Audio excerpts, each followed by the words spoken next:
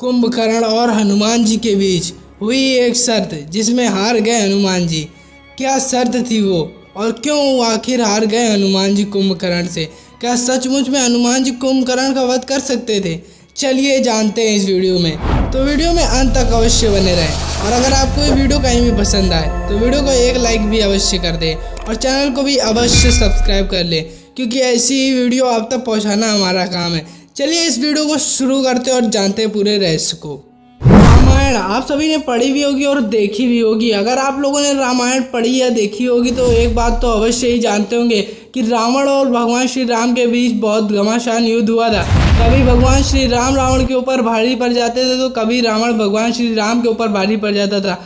तो एक पल ऐसा भी आया जब भगवान श्री राम रावण के ऊपर भारी पड़ गए और रावण की सेना भी खत्म हो रही थी और रावण हारने के बहुत निकट था। तभी रावण ने सोचा क्यों ना मैं अपने भाई को जगाऊं, जिससे इन सभी का आसानी से वध हो सकता है और मैं ये युद्ध भी जीत सकता हूं। इस युद्ध को जीतने के लिए भगवान श्री राम ने बहुत सारी मेहनतें की थी, जो कि आप लोगों ने रामायण में अवश्य सुनी होगी। और रावण ने भी इस युद्ध को जीतने के लिए अपने भाई को उधर जगा दिया, जिसका नाम कुंभकर्ण था, जिसके बारे में आपने अवश्य सुना होगा, जिसको विष्णु भगवान का वरदान मिला था कि वो 6 महीने सोएगा और 6 महीने खाएगा। इस वजह से वो 6 महीने सो रहा था और उसके 6 महीने भी रहे हुए रावण ने उसको जगा दिया और रावण ने पूरी गाथा सुनाई कि उसने किस प्रकार सीता माता का हरण किया, किस प्रकार श्री राम उनके पीछे पड़े हैं, उनको युद्ध में हराना चाहते हैं। तो यह बात सुनकर कुंभकर्ण रावण को बहुत खड़ी खोटी सुनाने लगा, लेकिन आखिरकार भाई तो भाई होता है। और उसके बाद उसने रणभूमि में जाकर श्री राम से युद्ध करने के लिए तैयार हो गया और वो भगवान श्री राम से युद्ध करना ही चाहता था, बल्कि और उनकी सेना से किसी से भी युद्ध नहीं करना चाहता था, सीधा भगवान श्री राम को परास्त करना चाहता था। और इस कारण वह रणभूमि में जा ही रहा था, तभी नल नील और अनेकों सैनिक उससे लड़ने के लिए आए, उसे युद्ध की चुनौतियां देने लगे और कुंभकर्ण ने उन्हें चुटकियों में हरा दिया। उसके बाद जैसे ही वो श्री राम भगवान के आगे बढ़ ही रहा था उनको युद्ध में परास्त करने के लिए, उनसे युद्ध करने के लिए, तभी भगवान हनुमान जी आए और उनसे कहने लगे कि कुंभकर्ण, अगर तुम्हें युद्ध करना है तो मुझसे ही करो, तो और उसके बाद ही श्री राम से करना। और इस प्रकार कुंभकर्ण को चुनौती दी और कुंभकर्ण ने चुनौती स्वीकार भी कर ली और कहा कि मैं तुम्हें परास्त करूंगा, उसके बाद तुम्हारे भगवान श्री राम को परास्त करूंगा। और कुंभकर्ण और देखते ही देखते कुंभकर्ण और हनुमान जी के बीच घमासान युद्ध चलने लगा और इसी बीच में रावण की सेना और श्री राम की सेना रुक गई और कुंभकर्ण और भगवान हनुमान के बीच का युद्ध देखने लगी।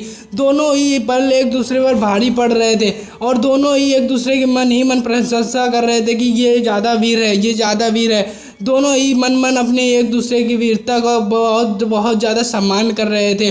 और जब कुंभकर्ण जान गया कि हनुमान जी मुझ पर भारी पड़ने वाले हैं तो वह उनसे कहने लगा कि हे वीर, आप वीर हो और मैं आपसे नीचा हूँ, और उनसे अपने सामने हार मानने लगा।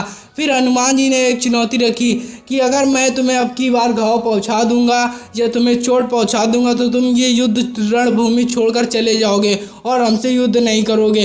तो वह एक बात कुंभकर्ण ने स्वीकार कर ली और कहा कि मुझे आपकी ये चुनौती स्वीकार है, अगर आपने मुझे एक बार भी चोट पहुंचा दी तो मैं आपकी रणभूमि से चला जाऊंगा, मैं आपसे युद्ध नहीं करूंगा। और इसके बाद हनुमान जी ने एक विशालकाय पर्वत उठाया और कुंभकर्ण के ऊपर फेंका, लेकिन कुंभकर्ण के ऊपर कुछ नहीं हुआ, क्योंकि उसको दिव्य शक्तियां प्राप्त थी और थोड़ी दिव्य शक्तियां, काली शक्तियां उसके पास थी। इस कारण उस पर्वत का उस पर कोई भी असर नहीं हुआ और कुंभकर्ण के एक भी चोट नहीं आई और हनुमान जी युद्ध में ये शर्त हार चुके थे और इस वजह से हनुमान जी उनके बीच में नहीं आने वाले थे। फिर भगवान श्री राम आए और अपनी धनुर्विद्या का प्रयोग करते हुए कुंभकर्ण का वध किया था।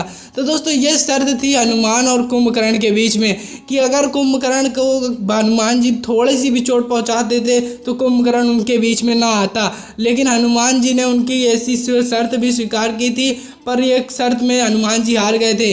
तो यही कारण था और दोस्तों यही शर्त